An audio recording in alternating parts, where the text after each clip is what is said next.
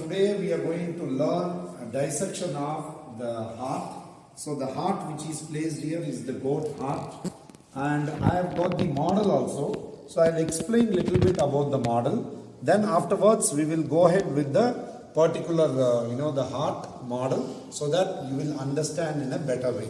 Is it clear to you? Yes. Fine. So let's see the model of the heart. So if you see, usually the red color which is marked there, we call it as artery, and the blue which is marked there, vena cava. So artery which carries the oxygenated blood, and veins which carries the deoxygenated blood. So let me open this part. Let me show you the inner part of the heart. So usually the heart will be the four chambers. There are four chambers placed over there.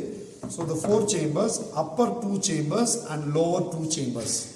So upper two chambers are receiving chambers. Upper two chambers are receiving chambers. Lower two chambers are pumping chambers. So when we say receiving chambers, pulmonary vein which brings the oxygenated blood this side, and here vena cava which brings the deoxygenated blood from the body. Now the lower chambers, if you see, the left wall of the ventricle is thick. Why the left wall of the ventricle is thick? Because it has to pump the blood to all the parts of the body. Whereas right ventricle is very, very little less compared to left, because it is pumping only to the lungs. Right? Clear to you? So I am showing you the the artery and vena cava, those the seminonar valves. So seminonar valves which are present in the pulmonary artery, we can call it as pulmonary valve. Which is present in the aorta, we call it as aortic valve. So you just see this model very carefully, so that based on that I will show in the real specimen, so that you will understand. Right? So let me ask you a few questions. How many chambers? Heart? Four chambers. Very good. So upper two chambers are known as receivers. Lower two chambers are known as pumping chambers. Right. So why the left ventricle is, why it is very, very thick? It needs to pump the blood to all the parts of the body. Very good. Right. So let me go ahead with this. Now if you see the blood vessels, you can clearly see the artery which is little, it has to be thick, right? Because it is pumping the blood to all the parts of the body. So the pressure has to be maintained, right? So the high pressure is required. It has to generate the high pressure.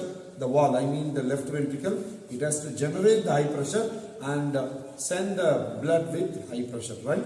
Okay. So let me go ahead with the real, the heart one. So I am showing you the entire, the part. So the heart, if you see, this is the entire portion. There are fat tissues are also there. Now the heart, if you see this part, it's like an apex. This end part we call it as apex. Now I've just, before getting it, I have just cut this portion and I want to show you. So now you can see I opened the entire part. You can clearly see the septum which is separating the the deoxygenated blood and oxygenated blood. There I'll give you the clue how to remember. Remember the word Lord, L-O-R-D. Left side oxygenated blood, right side deoxygenated blood. Fine. So now I open the entire part. You will exactly see the portions, and you will see the papillary muscles also. Right? Can you see the muscles which are strengthening? That's why when you do exercise, this exercise which will increase the size of the heart, and it will increase the the power of your muscles. If your heart is powerful, definitely it will pump the blood with high the pressure. You will even stay longer. Right. Now let me come to the blood vessels part. That is only very, very important. Now let me just go ahead with how the surgery how they will do it. So now I am just taking the pipe. Okay, this is, imagine like a blood vessel, right? So I am just inserting it inside. I'll show you where it is coming also, so you can see, clearly see, right? So you will tell me this is going where, and another one I am taking it.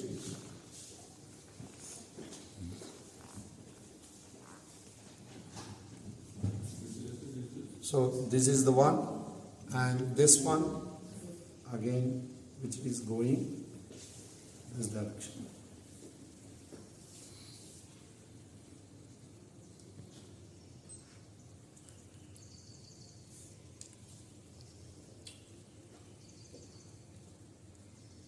Yeah. You will see me the blood vessels. Clear now? Clear? Right. So now I'll just open. You just tell me which blood vessel which is pumping. Okay, I'm just opening. Can you see? Can you see? Right? So this part is very thick. And these two are the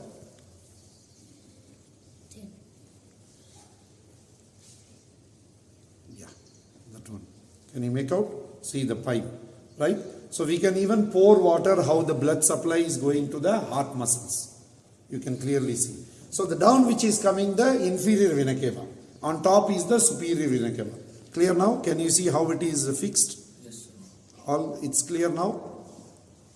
It's clear. The bigger one is the, what is that? Aorta and vena cava, and here, the aortic valves, right? You can see the papillary muscles and Purkinje fibers, right? Now I have showed you the blood vessels. Now I am going to tell you, in case if the heart is weak, if it is not doing proper contraction, they will fix the pacemaker.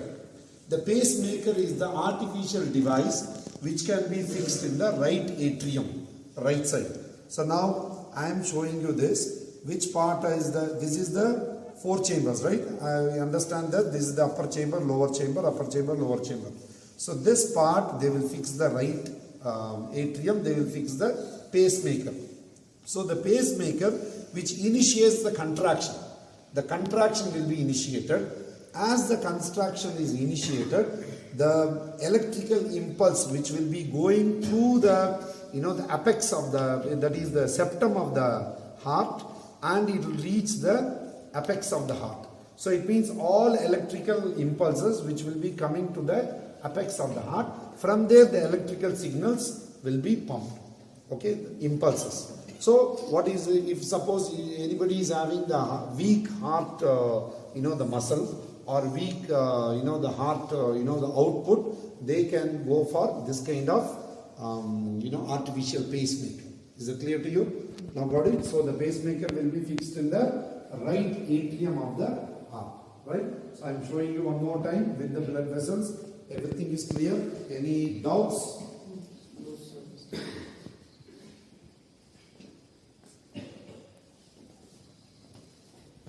Clear now?